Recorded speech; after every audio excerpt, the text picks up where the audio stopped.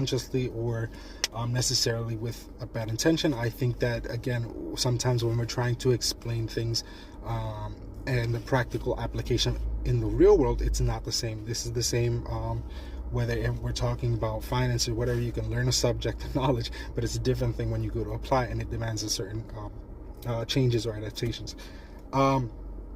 With that being said, I do recommend, though, that people try these pentagrams instead that I've posted up there. I will possibly do a few more posts showing the inversion and how their dimensions are going to adapt and change in the direction that you have to draw them.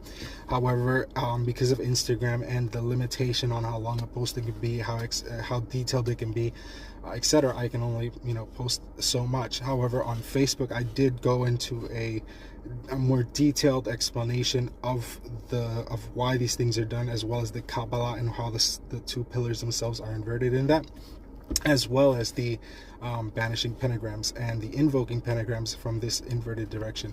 So if you definitely feel like applying this, definitely head over there, check those out, and when you're doing these rituals, try applying those. And I would say for at least a minimum of at least a week or two to really feel the effects. However, even from just applying them one time, you'll notice a huge change in your energy and also your awareness. I would explain it as the energy feels much more potent, much more concentrated, much more infernal, and there's a strengthening of the self, of also the ego, while still keeping an awareness. It balances the higher and the lower, while also developing a strong shell around the self, in a sense, without necessarily obfuscating or obscuring the core essence of the self.